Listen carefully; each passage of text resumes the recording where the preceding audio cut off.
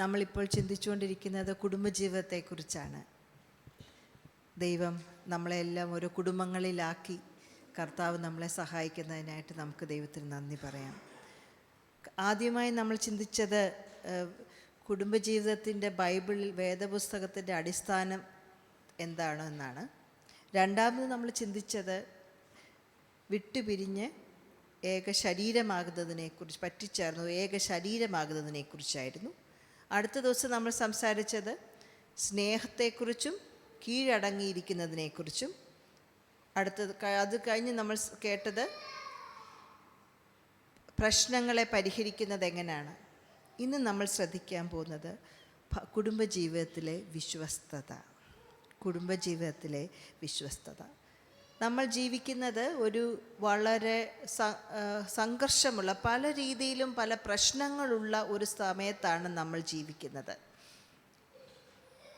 എൻ്റെയൊക്കെ ചെറുപ്പത്തിൽ കുടുംബജീവിതത്തിലെ അവിശ്വസ്തതയെക്കുറിച്ച് ആരെങ്കിലും പറയുന്നത് തന്നെ മറ്റുള്ളവർ കേൾക്കാതെയായിരുന്നു.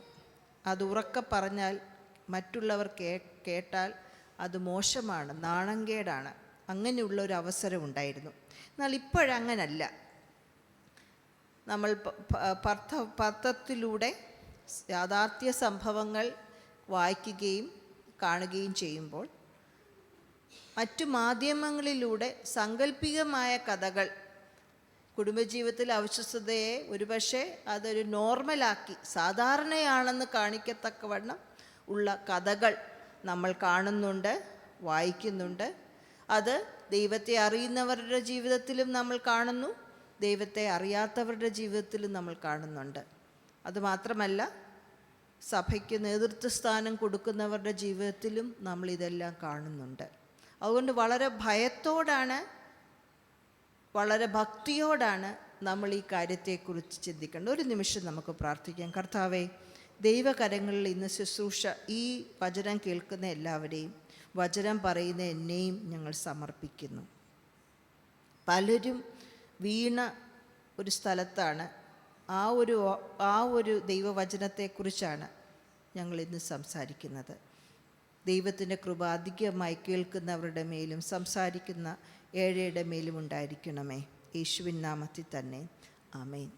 സ്തോത്രം. ഈ അടുത്തിടയ്ക്ക് ഒരു കഥ ഞാൻ കേട്ടു. കഥയല്ല, സത്യമായൊരു സംഭവമാണ്. നമ്മുടെ ഇടയിൽ ആരാധിക്കുന്ന ഒരാളാണ് എന്നോട് ഈ കാര്യം പറഞ്ഞത്. ഒരു അധ്യാപിക തൻ്റെ ഭർത്താവിനെക്കുറിച്ച് വളരെ പുകഴ്ത്തി മറ്റധ്യാപകരോടെല്ലാം സംസാരിക്കും. എന്നാൽ മിക്ക സമയം സ്കൂൾ കഴിഞ്ഞ് പിക്ക് ചെയ്യാൻ വരുന്നത്, രാത്രിയിൽ എന്തെങ്കിലും പ്രോഗ്രാം ഉണ്ടെങ്കിൽ പിക്ക് ചെയ്യാൻ വരുന്നത് താൻ പഠിപ്പിച്ച ഒരു കുട്ടിയുടെ പിതാവാണ്. എന്ന് പറഞ്ഞാൽ നമ്മൾ ഭയങ്കര അഭിനയക്കാരാണിപ്പം, ഇല്ലേ? സ്ക്രീനിലും ഭയങ്കര അഭിനയമാണ്, ഇല്ലേ? നമ്മുടെ യൂട്യൂബും ഇൻസ്റ്റഗ്രാമും ടിക്ടോക്കും ഒക്കെ നോക്കി അറിയാം, ഇല്ലേ? എന്തോ ഒരു അഭിനയക്കാരാണ് നമ്മളെല്ലാവരും. വീട്ടമ്മമാർ തുടങ്ങി കൊച്ചുകുട്ടികൾ വരെ, പ്രായമുള്ളവരെല്ലാം ഭയങ്കര അഭിനയമാണ്. അതുപോലെ തന്നെ യാഥാർത്ഥ്യ ജീവിതത്തിലും നാം എല്ലാം അഭിനയിക്കുകയാണ്.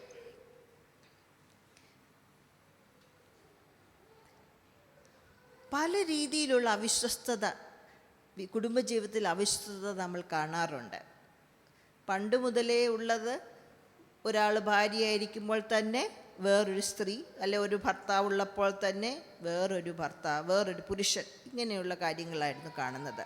എന്നാൽ ഇപ്പോൾ ഒരു ഇമോഷണൽ അൺഫെയ്ത്ത്ഫുൾനെസ്, വൈകാരികമായ ഒരു അവിശ്വസ്തത അല്ലെ വഞ്ചന നമ്മൾ കാണുന്നുണ്ട്. എന്ന് പറഞ്ഞാൽ മെസ്സേജ് അയക്കുക, അല്ലെങ്കിൽ വീഡിയോ കോൾ ചെയ്യുക, വേറൊരു പുരുഷൻ വേറൊരു സ്ത്രീയുമായിട്ട് മാനസികമായൊരു അടുപ്പം സർവ്വസാധാരണമായി കാണുന്നുണ്ട്. പിന്നെ സാങ്കല്പികമായ ഒരു അവിശ്വസ്തത എന്ന് പറഞ്ഞാൽ പൊണോഗ്രാഫി, അശ്ലീല ചിത്രങ്ങൾ. പുസ്തകത്തിലായിരുന്നു പണ്ട്, എന്നാൽ ഇപ്പോൾ വീഡിയോയിലൂടെ. ഇതെല്ലാം കൊണ്ട് അതും ഒരു ഇമോഷണൽ അൺഫെയ്ത്ത്ഫുൾനെസ്സാണ്. ഇപ്പോൾ സാധാരണയായിട്ടൊരു ചിന്തയുണ്ട്, മുതിർന്ന വ്യക്തി അല്ലെങ്കിൽ രണ്ട് വ്യക്തികൾ തമ്മിൽ സമ്മതിച്ചു കഴിഞ്ഞാൽ, ഈവൻ ലൈംഗികമായ അവിശ്വസ്തതയും അതിന് സാരമൊന്നും ഉള്ള കാര്യമല്ല എന്ന് ചിന്തിക്കുന്ന ഒരു കാലഘട്ടമാണിപ്പോൾ. അത് ഏത് അതിർത്തി വരെ പോയി, ഏത് പരിധി വരെ പോയി? കുട്ടികളെ പീഡിപ്പിക്കുക, പ്രായമുള്ളവരെ പീഡിപ്പിക്കുക, പിന്നെ മനുഷ്യക്കടത്ത്, നമുക്കറിയാമല്ലോ, ട്രാഫിക്കിംഗ്, ഹ്യൂമൻ ട്രാഫിക്കിംഗ്, പല രീതിയിലുള്ള ട്രാഫിക്കിംഗ്, കടത്ത്, മനുഷ്യക്കടത്ത് നമ്മൾ കാണുന്നു. ആ ഒരു അതിര് വരെ, ആ പരിധികളെല്ലാം കടന്ന് അങ്ങനെ പോകാനായിട്ടും നമുക്ക് ഒരു ലജ്ജയില്ലാത്തൊരവസ്ഥയിലോട്ട് നമ്മൾ വന്നിരിക്കുകയാണ്. അപ്പോൾ ഇതൊരു സാധാരണമായൊരു കാര്യമല്ലേ? പിന്നെന്തിനാണ് നമ്മൾ ഇതിനെക്കുറിച്ച് പറയുന്നത്? സാധാരണയായതുകൊണ്ട് തെറ്റ് ശരിയാകുകയില്ല. എല്ലാവരും ചെയ്തതുകൊണ്ട് ഒരു തെറ്റും ശരിയാകുകയില്ല. ബൈബിളിൻ്റെ അടിസ്ഥാനത്തിൽ നമ്മൾ നോക്കുമ്പോൾ കുടുംബജീവിതത്തിലെ വിശ്വസ്തതയാണ് ബൈബിൾ നമ്മളെ പഠിപ്പിക്കുന്നത്. കുടുംബജീവിതത്തിലെ വിശ്വസ്തത. ബൈബിളിൽ കുടുംബജീവിതത്തിൽ അവിശ്വസ്തതയുള്ള പലരെക്കുറിച്ചും പറഞ്ഞിട്ടുണ്ട്. ചിലരെയൊക്കെ ദൈവം യഥാസ്ഥാനപ്പെടുത്തി, എന്നാൽ ചിലരെയൊക്കെ യഥാസ്ഥാനപ്പെടുത്താതെ അവർ മരണമടഞ്ഞു. ആ കഥകൾ ബൈബിൾ പറയുമ്പോൾ തന്നെ ബൈബിൾ നമ്മളെ പഠിപ്പിക്കുന്നത് എന്താണ്? കുടുംബജീവിതത്തിൽ വിശ്വസ്തരായിരിക്കണം. കുടുംബസ്ഥരാകുന്നതിന് മുമ്പേ വിശ്വസ്തരായെങ്കിൽ മാത്രമേ കുടുംബജീവിതത്തിൽ പ്രവേശിക്കുമ്പോഴും നമുക്ക് വിശ്വസ്തരായിരിക്കാൻ സാധിക്കുകയുള്ളൂ. അപ്പോൾ കുടുംബജീവിതം പ്രവേശിച്ച് കഴിഞ്ഞാണോ വിശ്വസ്തത ഉണ്ടാകേണ്ടത്? അല്ല, മുമ്പ് തൊട്ടേ നമ്മൾ വിശ്വസ്തരായിരിക്കണം. ഈ ഒരു കാര്യത്തിൽ വിശ്വസ്തരായിരിക്കണം. വിശ്വസ്തത എന്ന് പറയുമ്പം, ഒരു വിശ്വസ്ത മനുഷ്യൻ എന്ന് പറയുമ്പോൾ അതെന്താണ് നമ്മൾ ഉദ്ദേശിക്കുന്നത്? ഒരാളൊരു വിശ്വസ്തനാണ് എന്ന് പറയുമ്പോൾ എന്താണ്? പറയുന്ന കാര്യമെല്ലാം വിശ്വാസയോഗ്യമാണ്, ശരിയാണ്. പിന്നെ അത് ബൈബിളിൽ പറയുമ്പം അദ്ദേഹത്തിന് ദൈവം കൊടുത്ത താലന്തുകളൊക്കെ ഉപയോഗിക്കുന്നു, വിശ്വസ്തമായി ഉപയോഗിക്കുന്നു. ഒരു വിശ്വസ്ത ജോലിക്കാരൻ എന്ന് പറഞ്ഞാൽ എന്താണ് നമ്മൾ ഉദ്ദേശിക്കുന്നത്? എന്താണ്? സമയത്ത് ജോലിക്ക് വരും, ഇല്ലേ? കൂട്ടുപ്രവർത്തകരോടും അല്ലെങ്കിൽ മേലുദ്യോഗസ്ഥരോടും കീഴുദ്യോഗസ്ഥരോടൊക്കെ പറയുന്ന കാര്യത്തിനകത്തെല്ലാം ഒരു വിശ്വസ്തത. പണമിടപാടിൻ്റെ കാര്യത്തിലാണെങ്കിലും വിശ്വസ്തത. സമയത്ത് വരും, സമയത്ത് പോകും, ഇല്ലേ? ഒരു നല്ല വിശ്വസ്തനായ ഒരു കൂട്ടുകാരൻ എന്ന് പറഞ്ഞാൽ എന്താണ് അർത്ഥം?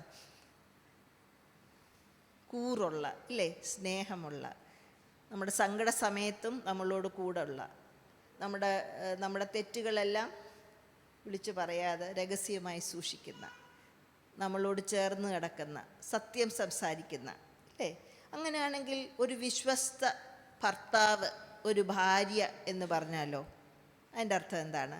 മേൽ പറഞ്ഞ കാര്യങ്ങളെല്ലാം ഉള്ളപ്പോൾ തന്നെ ഏതൊരു വ്യക്തിയോട് ഉടമ്പടി എടുത്തോ ആ വ്യക്തിയോട് സ്നേഹവും കൂറും ഒരു ദൃഢബന്ധവും കാത്തു സൂക്ഷിക്കുന്നു. അതുമാത്രമല്ല, ബൈബിളിൽ ഒരു പുരുഷനെക്കുറിച്ച്, ഒരു ഭർത്താവിനെക്കുറിച്ച്, ഭാര്യയെക്കുറിച്ച് എങ്ങനെ ആയിരിക്കണമെന്ന് പല കാര്യങ്ങൾ പറഞ്ഞിട്ടുണ്ട്. നമ്മൾ പല ആവർത്തി നമ്മുടെ ചർച്ചിൽ സംസാരിച്ചിട്ടുണ്ട്, കേട്ടിട്ടുണ്ട്. അതൊക്കെ നിവർത്തിക്കാൻ ദൈവകരങ്ങളിൽ സമർപ്പിക്കുന്നു. പൂർണ്ണരാണ് എന്ന് ഞാൻ പറയുന്നില്ല, മറിച്ച് എന്താണ്? ദൈവമേ, ഇതൊക്കെ പരിപാലിക്കാൻ, ഇങ്ങനെ ജീവിക്കാൻ എനിക്ക് അങ്ങയെ ആവശ്യമുണ്ട്, അങ്ങയുടെ പരിശുദ്ധാത്മാവിനെ എനിക്ക് ആവശ്യമുണ്ട് എന്ന് ദൈവസന്നിധിയിൽ അതിനുവേണ്ടി ഒരു ശ്രമം, അതിനുവേണ്ടി ഒരു പരിശ്രമം, ഒരു സമർപ്പണം ഉള്ള വ്യക്തി. സ്തോത്രം. മലാക്കിയുടെ പ്രവചനം 2-ാം അധ്യായത്തിലാണ് വ്യക്തമായി ഇതിനെക്കുറിച്ച് ദൈവം പറഞ്ഞിട്ടുള്ളത്. പഴയ നിയമത്തിലാണ് മലാക്കിയുടെ ഏറ്റവും അവസാനത്തെ പുസ്തകം, 13 മുതൽ 16 വരെയുള്ള വാക്യങ്ങൾ. മലാക്കിയുടെ പ്രവചനം 2-ാം അധ്യായത്തിൻ്റെ 13 മുതൽ 16 വരെ ഉള്ള വാക്യങ്ങൾ. യഹോവ ഇനി വഴിപാട് കടാക്ഷിക്കുകയോ നിങ്ങളുടെ കയ്യിൽ നിന്ന് പ്രസാദമുള്ളത് കൈക്കൊള്ളുകയോ ചെയ്യാതെ വണ്ണം നിങ്ങൾ അവൻ്റെ യാഗപീഠത്തെ കണ്ണുനീർ കൊണ്ട്, കരച്ചിൽ കൊണ്ടും ഞരക്കം കൊണ്ടും മൂടിക്കളയുന്നു. എന്നാൽ നിങ്ങൾ അതെന്തുകൊണ്ട് എന്ന് ചോദിക്കുന്നു. യഹോവ നിനക്കും നീ അവിശ്വസ്തത കാണിച്ചിരിക്കുന്ന നിന്റെ യൗവനത്തിലെ ഭാര്യയ്ക്കും മധ്യേ സാക്ഷിയായിരുന്നത് കൊണ്ട് തന്നെ. അവൾ നിന്റെ കൂട്ടാളിയും നിന്റെ ധർമ്മപത്നിയുമല്ലോ. വേഷം പോലും സുബോധം ശേഷിച്ചിരുന്ന ഒരുത്തൻ ഒരിക്കലും അങ്ങനെ ചെയ്തിട്ടില്ല. എന്നാൽ ആ ഒരുത്തൻ എന്തു ചെയ്തു? ദൈവം വാഗ്ദാനം ചെയ്ത സന്തതിയെ അവൻ അന്വേഷിച്ചു. നിങ്ങളുടെ ഉള്ളിൽ സൂക്ഷിച്ചു കൊള്ളുവീൻ. തൻ്റെ യൗവനത്തിലെ ഭാര്യയോട് ആരും അവിശ്വസ്തത കാണിക്കരുത്. ഞാൻ ഉപേക്ഷണം വെറുക്കുന്നു എന്ന് ഇസ്രായേലിൻ്റെ ദൈവമായ യഹോവ അരുളിച്ചെയ്യുന്നു. അത് ചെയ്യുന്നവൻ തൻ്റെ വസ്ത്രം സാഹസം കൊണ്ട് മൂടുന്നു എന്ന് സൈന്യങ്ങളുടെ യഹോവ അരുളിച്ചെയ്യുന്നു. ആകയാൽ നിങ്ങൾ അവിശ്വസ്തത കാണിക്കാതിരിക്കേണ്ടതിന് നിങ്ങളുടെ ഉള്ളിൽ സൂക്ഷിച്ചുകൊള്ളുവീൻ. ദൈവം ഇസ്രായേൽ മക്കളോട് കുടുംബജീവിതത്തെക്കുറിച്ച് 2 കാര്യങ്ങളാണ് ഈ അധ്യായത്തിൽ പറയുന്നത്. ആദ്യം പറയുന്നത് തിരഞ്ഞെടുപ്പിനെ കുറിച്ചാണ്. ദൈവത്തിൽ വിശ്വസിക്കുന്ന നിങ്ങൾ ദൈവത്തെ വിശ്വസിക്കാത്ത ഒരുവനുമായി ബന്ധം കൂടുന്നു. അതാണ് ആദ്യത്തെ ദൈവം കണ്ട തെറ്റ്. രണ്ടാമത് ദൈവം കണ്ടത് യൗവനത്തിലെ ഭാര്യയോട് ഭർത്താവിനോട് അവിശ്വസ്തത കാണിക്കുന്നു. തിരഞ്ഞെടുപ്പിലുള്ള തെറ്റ് മാത്രമല്ല, കുടുംബജീവിതത്തിലുള്ള തെറ്റും കൂടെ ദൈവാത്മാവ് ഇസ്രായേൽ മക്കൾക്ക് ഓർമ്മപ്പെടുത്തി കൊടുക്കുകയാണ്.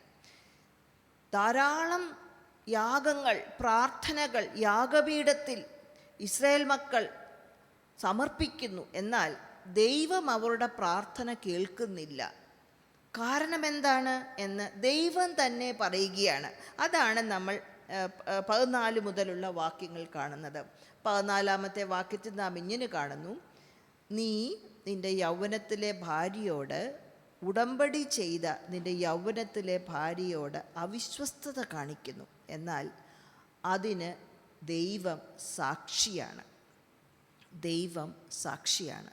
അപ്പോൾ അവിശ്വസ്തത കാണിക്കുന്ന ആ ഒരു കുടുംബജീവിതത്തിൽ സാക്ഷിയായി ആരാ ഉള്ളത്? ആരെങ്കിലും ഉണ്ടോ? ഉണ്ട്. ദൈവമാണ് സാക്ഷി. നമ്മൾ കോടതിയിലാണല്ലോ സാക്ഷിയും ജഡ്ജിയും ഒക്കെ ഉള്ളതില്ലേ?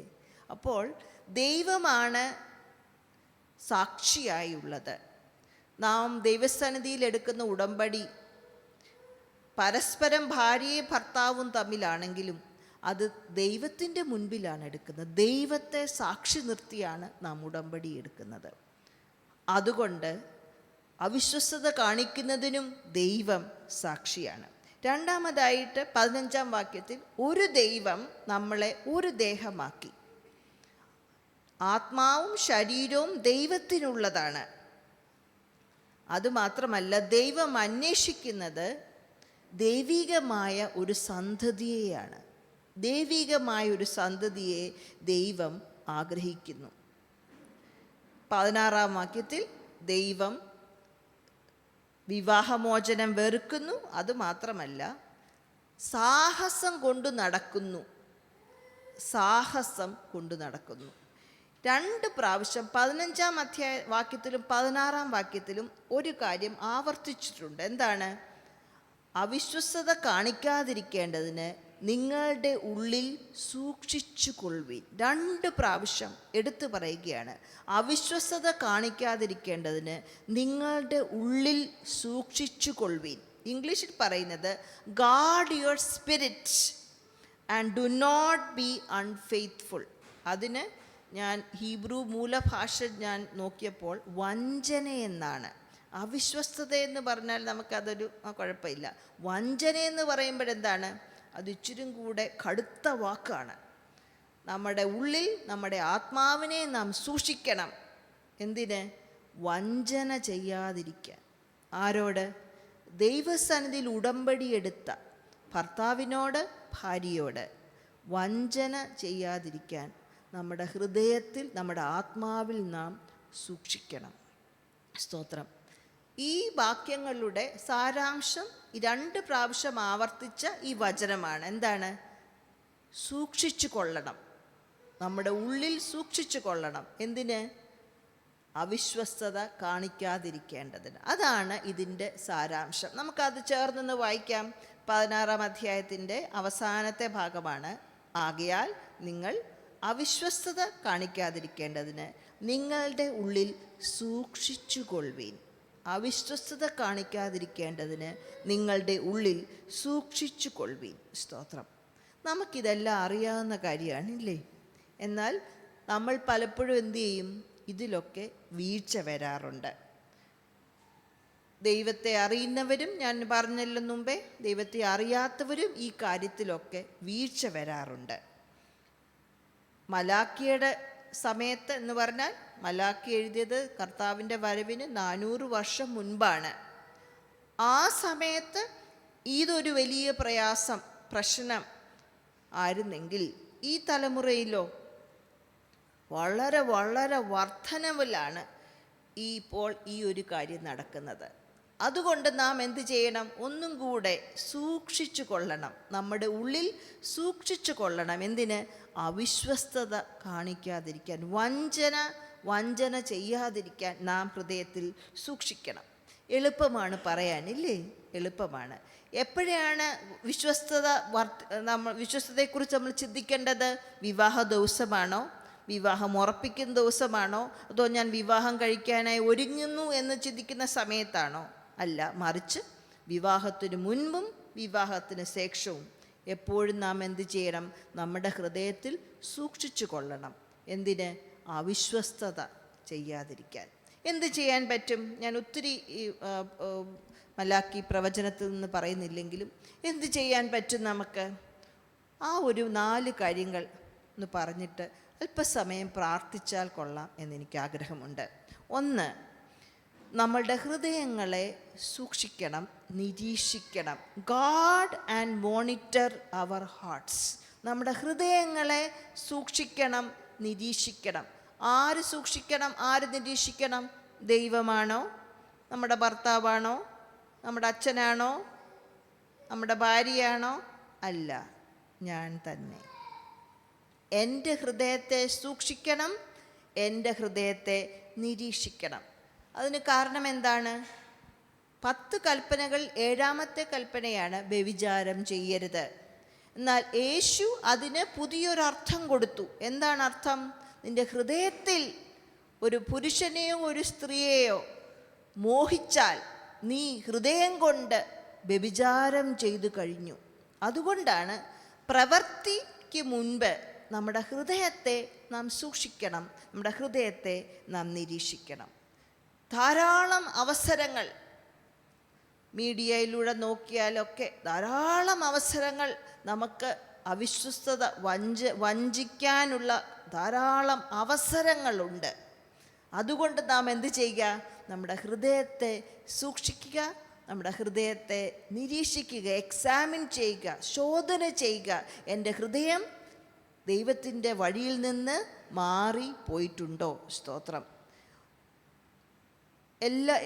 ഒരു സൗന്ദര്യമുള്ള പുരുഷനെയോ സൗന്ദര്യമുള്ള സ്ത്രീയെയോ കാണുമ്പോഴെല്ലാം ഞാൻ പാപം ചെയ്തു എന്നാണോ? അല്ല. ശരീരം, സൗന്ദര്യം എല്ലാം ദൈവത്തിൻ്റെ ദാനമാണ്. എന്നാൽ അതിനെ ആകർഷിക്കപ്പെടുന്നതും മോഹിക്കുന്നതും നല്ലതാണെന്ന് പറയുന്നതുമെല്ലാം പലതാണ്. ഒരു വസ്ത്രം കണ്ടാൽ, ഒരു ചെടി കണ്ടാൽ, സൗന്ദര്യമുള്ളൊരു കുഞ്ഞിനെ കണ്ടാൽ, പുരുഷനെ കണ്ടാൽ, സ്ത്രീയെ കണ്ടാൽ നല്ലതെന്ന് പറയുന്നത് ദൈവത്തിൻ്റെ ദാനമാണ്. ദൈവം സൃഷ്ടിച്ച ദൈവം 1-ാം ദിവസം നല്ലത്, 2-ാം ദിവസം നല്ലത്. അത് ദൈവത്തിൻ്റെ സാദൃശ്യത്തിനും സ്വരൂപത്തിലുമുള്ള ആ ഒരു സൃഷ്ടിപ്പിൻ്റെ ഭാഗമാണ്, കഴിവിൻ്റെ ഭാഗമാണത്. എന്നാൽ ആകർഷിക്കപ്പെടുന്നതും മോഹിച്ച് അതിനെക്കുറിച്ച് ചിന്തിച്ച് അതിൻ്റെ പുറകെ പോകുന്നതും അത് ദൈവത്തിൽ നിന്നുള്ളതല്ല. അതുകൊണ്ട് നാം എന്ത് ചെയ്യണം? നമ്മുടെ ഹൃദയത്തെ സൂക്ഷിക്കണം, നമ്മുടെ ഹൃദയത്തെ നാം പരിശോധിക്കണം. സ്തോത്രം. ഇവിടെ യേശു പറയുന്നത് കുടുംബജീവിതത്തിലെ വിശ്വസ്തത അല്ലെ അവിശ്വസ്തത എന്നുള്ളത് ഒരു പ്രവൃത്തിയല്ല, മറിച്ചൊരു ആന്തരിക വിശുദ്ധിയാണ്, ഒരാന്തരിക സമർപ്പണമാണ്, ഒരാന്തരിക വിശ്വസ്തതയാണ്. അതുകൊണ്ടാണ് ഹൃദയത്തിൽ എന്ന് യേശു പറയുന്നത്. ആന്തരികമായ വിശ്വസ്തത, ആന്തരികമായ നിർമ്മലത. സ്തോത്രം. അതുകൊണ്ട് യേശു നമ്മളോട് പറയുന്നത്, ദൈവവചനം നമ്മളോട് പറയുന്നത്, നാം അതിനനുസരിച്ചുള്ള കാൽച്ചുവടുകൾ എടുക്കണം. എന്തിന്? ഹൃദയത്തിലുള്ള വിശ്വസ്തതയ്ക്ക്, ആന്തരികമായ നിർമ്മലതയ്ക്ക് നാം സ്റ്റെപ്പ് എടുത്ത് മുൻപോട്ട് പോകണം. അതുകൊണ്ടാണ് നമ്മുടെ ഹൃദയത്തെ നാം സൂക്ഷിക്കേണ്ടത്. ഹൃദയത്തെ സൂക്ഷിക്കാതെ ഞാൻ കതകടച്ച് സൂക്ഷിക്കാൻ പറ്റുമോ? ഗ്രില്ലിട്ട് സൂക്ഷിക്കാൻ പറ്റുമോ? അങ്ങനല്ലേ നാം സൂക്ഷിക്കുന്നത്?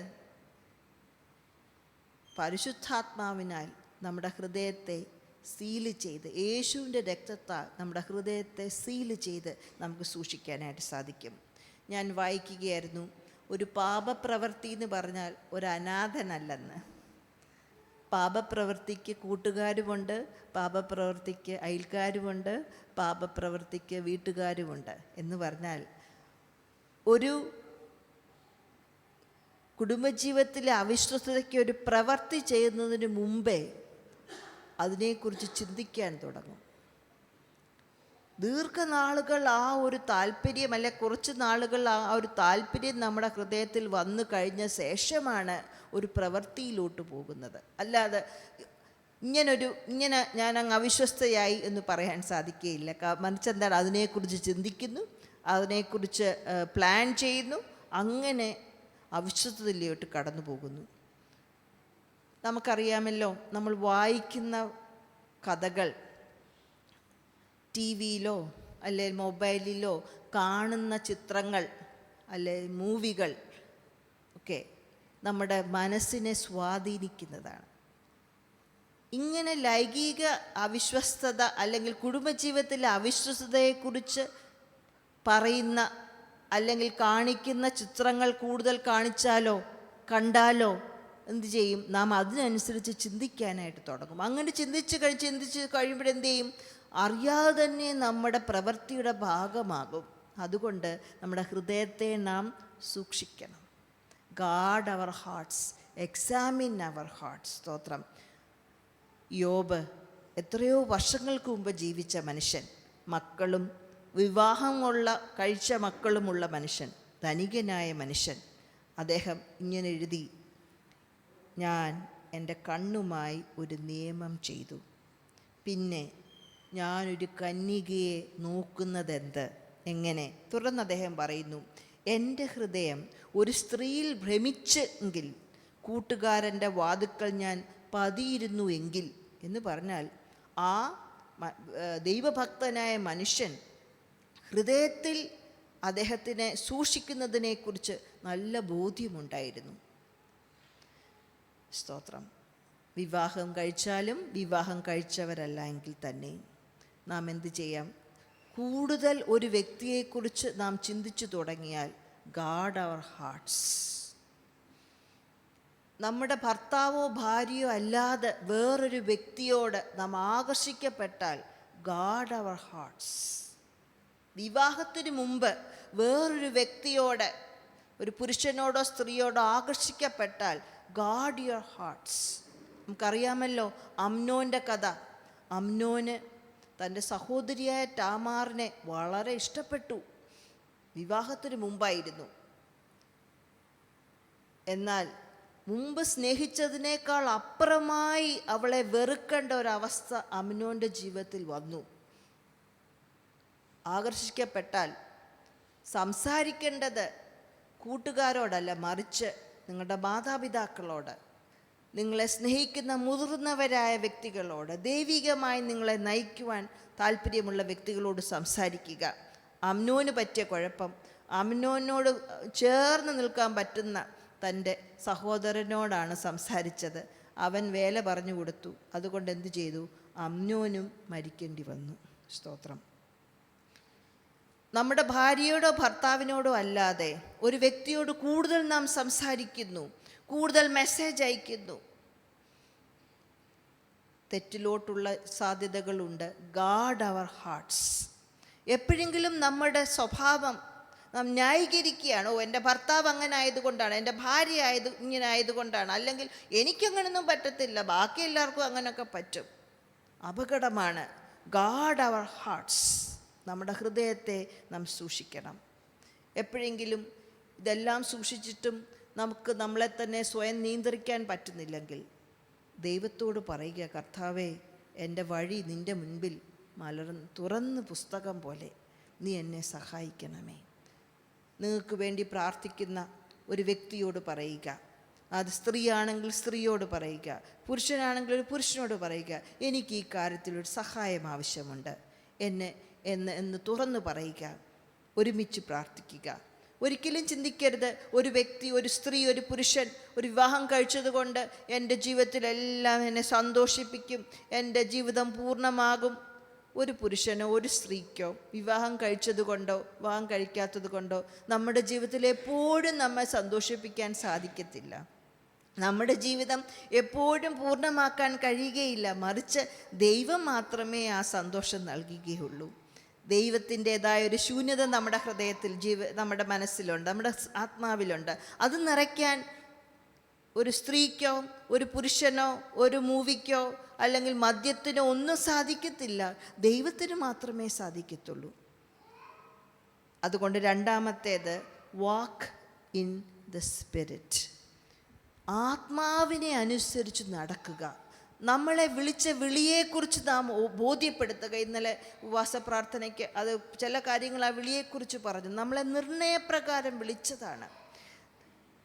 സ്വർഗീയ വിളിക്ക് ഓഹരിക്കാരാണ് നമ്മൾ. ഉന്നത വിളിയാലാണ് ദൈവം നമ്മളെ വിളിച്ചിരിക്കുന്നത്. അതുകൊണ്ട് എന്താ, ആത്മാവിനെ അനുസരിച്ച് നടക്കുക. വിശ്വസ്തത എന്നുള്ളത് ആത്മാവിൻ്റെ ഒരു ഫലമാണ്. ഇന്ദ്രിയജയം എന്നുള്ളത് ആത്മാവിൻ്റെ ഒരു ഫലമാണ്.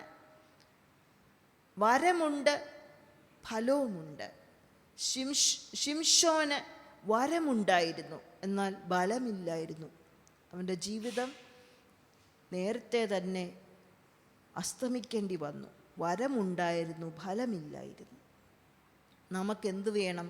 എല്ലാ ഫലവും വേണം, എല്ലാ വരവും വേണം. വരവും വേണം, ഫലവും വേണം. സ്തോത്രം. ആത്മാവിനെ അനുസരിച്ച് നാം നടക്കണം. നമുക്കറിയാമല്ലോ, ദാവീദ് രാജാവ് ഈ ഒരു കാര്യത്തിൽ പാപം ചെയ്ത ശേഷം താനൊരു സങ്കീർത്തനം എഴുതുന്നുണ്ട്. അതാണ് 51 സങ്കീർത്തനം. നാം അനുഭവിക്കുന്നത് പോലെയുള്ള പരിശുദ്ധാത്മാവിൻ്റെ വരങ്ങൾ പഴയ നിയമത്തിൽ ഇല്ലായിരുന്നെങ്കിൽ തന്നെയും, എല്ലാവർക്കും ഇല്ലായിരുന്നെങ്കിൽ തന്നെയും, ദാവീദിന് തൻ്റെ തെറ്റ് മനസ്സിലായപ്പോൾ പരിശുദ്ധാത്മാവിനെ ദുഃഖിപ്പിച്ചു എന്ന് മനസ്സിലായി. പരിശുദ്ധാത്മാവ് തന്നിൽ നിന്ന് വിട്ടുപോയി എന്ന് മനസ്സിലായി. അതുകൊണ്ടാണ് അദ്ദേഹം ഇങ്ങനെ പറയുന്നത്, ദൈവമേ, നിർമ്മലമായൊരു ഹൃദയം എന്നിൽ സൃഷ്ടിച്ച് സ്ഥിരമായൊരാത്മാവിനെ എന്നിൽ പുതുക്കേണമേ. നിന്റെ സന്നിധിയിൽ നിന്നെന്നെ തള്ളിക്കളയരുതേ. നിന്റെ പരിശുദ്ധാത്മാവിനെ എന്നിൽ നിന്ന് എടുക്കരുതേ. നിന്റെ രക്ഷയുടെ സന്തോഷം എനിക്ക് തിരികെ തരണമേ. മനസ്സൊരുക്കമുള്ള ആത്മാവിനാൽ എന്നെ താങ്ങണമേ. എത്ര പ്രാവശ്യം ആത്മാവിനെക്കുറിച്ച് തൻ്റെ പശ്ചാത്താപം അനുതപ സങ്കീർത്തനത്തിൽ അദ്ദേഹം പറയുന്നു. അപ്പോൾ നമ്മുടെ ബലം കൊണ്ട് എനിക്കിത് സാധിക്കും എന്ന് പറയാം. അതുകൊണ്ടാണ് ആദ്യം ഞാൻ പറഞ്ഞത്, ഗാർഡ് യുവർ ഹാർട്ട്. നമ്മുടെ ഹൃദയത്തെ നാം സൂക്ഷിക്കണം. അപ്പോൾ തന്നെ എന്ത് ചെയ്യണം? ഹൃദയത്തെ സൂക്ഷിക്കുമ്പോൾ തന്നെ ആത്മാവിനെ അനുസരിച്ച് നടക്കണം. എങ്കിൽ മാത്രമേ പരിശുദ്ധാത്മാവിൻ്റെ ഫലമായ വിശ്വസ്തത, അതേപോലെ തന്നെ ഇന്ദ്രിയ ജയം, കണ്ണിൻ്റെ മേലൊരു ജയം, ചെവിയുടെ മേലൊരു ജയം, വാക്കിൻ്റെ മേലൊരു ജയം, രുചിയുടെ മേലൊരു ജയം, സ്പർശനത്തിൻ്റെ മേലൊരു ജയം, ആ ഇന്ദ്രിയങ്ങളുടെ മേൽ ജയം വേണമെങ്കിൽ ആത്മാവിനെ അനുസരിച്ച് നടക്കണം. സ്തോത്രം. ആദ്യം നമ്മുടെ ഹൃദയത്തെ സൂക്ഷിക്കുക, പരിശോധന ചെയ്യുക.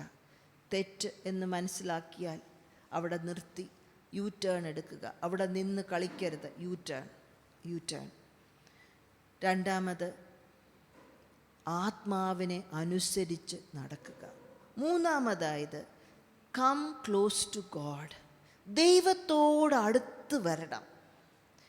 യാക്കോബിൻ്റെ ലേഖനം 4:7-8 ഇങ്ങനെ വായിക്കുന്നു, ആകയാൽ നിങ്ങൾ ദൈവത്തിന് കീഴടങ്ങുവീൻ, പിശാചിനെ എതിർത്ത് നിൽപ്പീൻ. നമ്മൾ അവിടെ കൊണ്ടങ്ങ് നിർത്തും.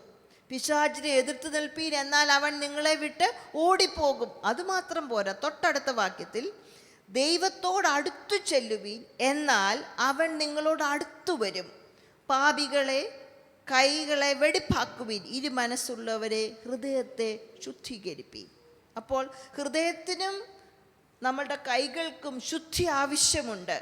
അതിന് പിശാചോട് എതിർത്ത് നിന്നാൽ മാത്രം പോരാ, മറിച്ച് ദൈവത്തോട് അടുത്ത് വരണം. എതിർത്ത് നിൽക്കുക, അടുത്ത് വരിക. സ്തോത്രം. Draw near God. ദൈവത്തോട് നാം എന്ത് ചെയ്യണം?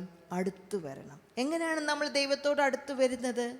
പ്രാർത്ഥനയിൽ നാം സമയം ചെലവഴിക്കുന്നവരാണ്. പ്രാർത്ഥനയിൽ നാം സമയം ചെലവഴിക്കുമ്പോൾ നാം ദൈവത്തോട് അടുത്തു വരികയാണ്. പ്രാർത്ഥിച്ചാൽ മാത്രം പോരാ, ഈ വചനം വായിച്ച് ധ്യാനിക്കണം.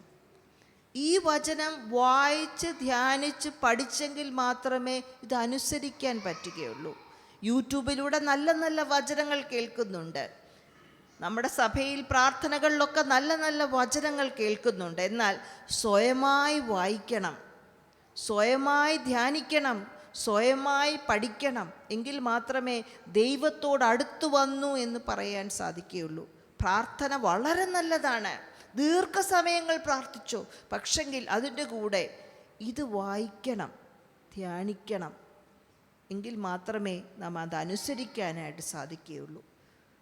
പ്രാർത്ഥിക്കുക, വചനം വായിക്കുക, മറ്റ് ദൈവികമായ മറ്റ് കൂട്ടുകാരുമായി സമയം ചെലവഴിക്കുക. ആരാധനയ്ക്ക്, പ്രാർത്ഥനയ്ക്ക്, ഉപവാസ പ്രാർത്ഥനയ്ക്ക് കടന്നു വരിക. അപ്പോൾ എന്താണ്? ദൈവവുമായി നാം കൂടുതൽ സമയം ചെലവഴിക്കും. ചിലർക്ക് ഒറ്റയ്ക്ക് പ്രാർത്ഥിക്കാൻ അറിയില്ല. അതുകൊണ്ട് എന്ത് ചെയ്യാം? വേറൊരാളോട് കൂടെ പ്രാർത്ഥിക്കാം. കുടുംബ പ്രാർത്ഥന നമ്മളുടെ ഭവനങ്ങളിൽ ഉണ്ട് എന്ന് ഞാൻ ചിന്തിക്കുന്നു. ഇല്ലെങ്കിൽ എന്ത് ചെയ്യുക? നമ്മൾ കുടുംബ പ്രാർത്ഥന തുടങ്ങുക. സ്തോത്രം. അപ്പോൾ ഒരാൾ പ്രാർത്ഥിക്കുമ്പോൾ ആ സമയം മുഴുവനും നാം ദൈവത്തോട് സംസാരിച്ചു കൊണ്ടിരിക്കാൻ നമ്മുടെ മനസ്സ് കോൺസെൻട്രേറ്റ് ചെയ്യാനായിട്ട് സാധിക്കും. മറ്റൊരാൾ പ്രാർത്ഥിക്കുമ്പോൾ അത്രയും സമയം നാം ദൈവത്തോട് സംസാരിച്ചു കൊണ്ടിരിക്കുകയാണ്. അങ്ങനെയൊക്കെ എന്താണ്? ദൈവത്തോട് അടുത്തു വരാനായിട്ട് ഒരു സമയം. Draw near God. ആദ്യം നമ്മൾ നമ്മുടെ ഹൃദയത്തെ സൂക്ഷിക്കുക, നിരീക്ഷിക്കുക. രണ്ടാമതായിട്ട് ആത്മാവിനെ അനുസരിച്ച് നടക്കുക. മൂന്നാമതായിട്ട് ഡ്രോ നിയർ ഗോഡ്. ദൈവം നമ്മുടെ സൃഷ്ടിതാവാണ്. എങ്കിലും ദൈവം പറയുകയാണ് ദൈവത്തോട് അടുത്ത് വരിക. അവസാനമായി ഡ്രോ നിയർ യുവർ സ്പൗസ്. നിങ്ങളുടെ ഭർത്താവ്, നിങ്ങളുടെ ഭാര്യയോ അവരുമായി അടുത്ത് വരിക എന്ന് പറഞ്ഞാൽ, നമ്മൾ വീട്ടിൽ രാവിലെ മുതൽ 24 മണിക്കൂറും നമ്മൾ വീട്ടിലാണ്. പല കാര്യങ്ങൾ ചെയ്ത് നമ്മുടെ ജീവിതം സമയമെല്ലാം മുൻപോട്ട് പോവുകയാണ്. എന്നാൽ ഭാര്യയും ഭർത്താവുമായി അല്പസമയം ചിലവിടുക, ഒരുമിച്ച് അല്പസമയം ചിലവിടുക. എന്തിന്? Draw near your spouse. നമ്മുടെ സൃഷ്ടിതാവായ ദൈവത്തിന് അടുത്തു വരാൻ ആവശ്യമെങ്കിൽ നമ്മുടെ ഭാര്യയോട് ഭർത്താവുമായിട്ട് അടുത്ത് വരേണ്ടത് ആവശ്യമുണ്ടോ? തീർച്ചയായിട്ടും ആവശ്യമുണ്ട്. Draw near your spouse. Spend at least 10 minutes together. Not to talk, അതും ഇതുമല്ല പറയാനല്ല, തമ്മിൽ ഹൃദയം തുറന്ന് സംസാരിക്കാൻ 10 മിനിറ്റെങ്കിലും എടുക്കുക. സ്തോത്രം. കൊച്ചുകുട്ടികളുള്ള ഞങ്ങളുടെ മക്കൾക്കും കൊച്ചുകുട്ടികളുണ്ടല്ലോ. ഞങ്ങൾ പറയും 8:30 ആകുമ്പോഴേ അങ്ങ് കിടത്തി ഉറക്കണം. 8 മണിയാകുമ്പോഴേ കിടത്തി ഉറക്കുക. ഉറങ്ങിയ ശേഷം നിങ്ങൾക്ക് അല്പസമയം ഒരുമിച്ചിരിക്കാനുള്ള സമയമുണ്ട്, സംസാരിക്കാനുള്ള സമയമുണ്ട്. അല്ലെങ്കിൽ കുഞ്ഞുങ്ങളുടെ സംസാരങ്ങളും കുഞ്ഞുങ്ങളുടെ കാര്യങ്ങളെല്ലാം നോക്കിക്കഴിയുമ്പോഴത്തേക്ക് നമ്മൾ ഒത്തിരി ടയേർഡാവും. Draw near your spouse. ഒരുമിച്ച് പ്രാർത്ഥിക്കുക, ഒരുമിച്ച് യാത്ര ചെയ്യുക, ഒരുമിച്ച് ആഹാരം കഴിക്കുക, ഒരുമിച്ച് സന്തോഷമുള്ള കാര്യങ്ങൾ ചെയ്യുക. നമ്മുടെ ജീവിതത്തിൽ ദുഃഖങ്ങളൊക്കെ വരും. ദുഃഖങ്ങളുള്ള സമയത്ത് സന്തോഷമുള്ള ഈ മെമ്മറീസാണ് നമ്മുടെ ജീവിതത്തിലെ ദുഃഖ സമയങ്ങളെ മറികടക്കാനായിട്ട് സഹായിക്കുന്നത്. അതുകൊണ്ട് സന്തോഷമുള്ള കാര്യങ്ങൾ ചെയ്യുക, ഒരുമിച്ച് യാത്ര ചെയ്യുക, ഒരുമിച്ച് വിനോദമുള്ള ഫൺ കാര്യങ്ങൾ ചെയ്യുക. സ്തോത്രം. ഒരുപക്ഷെ അങ്ങനെ ചെയ്യാൻ സാധിക്കാത്തവർക്ക് വേണ്ടിയാണ് നമ്മളിവിടെ ഫാമിലി സൺഡേ ഒരുക്കുന്നത്. അല്ലെങ്കിൽ എവിടെയെങ്കിലുമൊക്കെ ചെറിയ ടൂറുകളൊക്കെ ചർച്ചയായിട്ട് ഒരുക്കുന്നതിൻ്റെ കാര്യം കുടുംബങ്ങൾ ഒരുമിച്ച് പോകാനൊരു അവസരമുണ്ടാക്കാനാണ്. കാരണം എല്ലാവർക്കും എല്ലാം സാധിച്ചു വരികയില്ലല്ലോ. സ്തോത്രം. നമ്മൾ ചിന്തിക്കരുത് നമ്മൾ ഫൺ ടൂർ എന്നൊക്കെ പറഞ്ഞാൽ ഒത്തിരി എക്സ്പെൻസീവ് ആണെന്നൊന്നും ചിന്തിക്കേണ്ട. ഞാൻ ഇന്ന് രാവിലെ ഓർക്കുമായിരുന്നു, ഒരു ദിവസം ഞങ്ങളുടെ കുഞ്ഞുങ്ങൾ ചെറുപ്പമായിരുന്ന സമയത്ത് പറഞ്ഞു, ഡാഡി നമുക്കൊന്ന് കറങ്ങാൻ പോവാമെന്ന് പറഞ്ഞു. ഓക്കെ, എന്നാൽ കറങ്ങാൻ പോവാം എന്ന് പറഞ്ഞു. അടൂന്നിറങ്ങി. അടൂർ നമ്മുടെ സർക്കിളുണ്ടല്ലോ, ആ സർക്കിളിൽ കുറേ കറങ്ങി. കുറേ പ്രാവശ്യം ഇതെന്തോ ഡാഡി ഇതിനെ ചുറ്റും കറങ്ങുന്നേ എന്ന് പറഞ്ഞു. ഇവിടെ കറങ്ങാനല്ലേ പറഞ്ഞേ, അവിടെ ഞാനൊന്ന് കറങ്ങുവാണ്. ഈ പ്രാവശ്യം അവർ ഒരുമിച്ച് വന്ന സമയത്ത് പറഞ്ഞു, ഡാഡി നമുക്കൊന്ന് കറങ്ങാൻ പോണേന്ന്. അത് വെച്ചാണ് പറഞ്ഞത്. അതൊരു ചെറിയ കാര്യമായിരുന്നു. 4 പ്രാവശ്യം അതിന് ചുറ്റും കറങ്ങി. അത് അവരുടെ ജീവിതത്തിൽ നല്ല ചില ഓർമ്മകളുണ്ടാക്കി. നല്ല ഓർമ്മകളുണ്ടാക്കാൻ ഭർത്താവും ഭാര്യയുമായി ഒരുമിച്ച് വരാം. Say sorry. തെറ്റാണെങ്കിൽ പറയുക സോറി. നല്ല കാര്യം ചെയ്യുമ്പം താങ്ക് യു. എൻ്റെ ഫാദർ വളരെ പ്രായമുള്ള വ്യക്തിയായിരുന്നെങ്കിലും എൻ്റെ അമ്മച്ചി കാപ്പിയൊക്കെ കൊണ്ട് കൊടുക്കുമ്പോൾ പറയും thank you, I love you honey. കളിയായിട്ടാണ് പറയുന്നതെങ്കിലും അത് കേൾക്കുമ്പം അമ്മച്ചിക്കും ഒരു സന്തോഷം. ഐ ലവ് യു എന്ന് പറയുക. കുഞ്ഞുങ്ങളോടൊക്കെ പറയുമ്പോൾ ഞാൻ പറയാറുണ്ട്, ഭവനത്തിൽ ആ കുഞ്ഞുങ്ങളോട് ഐ ലവ് യു പറഞ്ഞില്ലെങ്കിൽ ഐ ലവ് യു പറയാൻ ഒത്തിരി പേര് വീടിന് പുറത്ത് നിൽപ്പുണ്ട്. കുഞ്ഞുങ്ങളോട് മാത്രമല്ല, ഭാര്യ ഭർത്താക്കന്മാർ തമ്മിലും നമുക്ക് പറയാം I love you, sorry, thank U.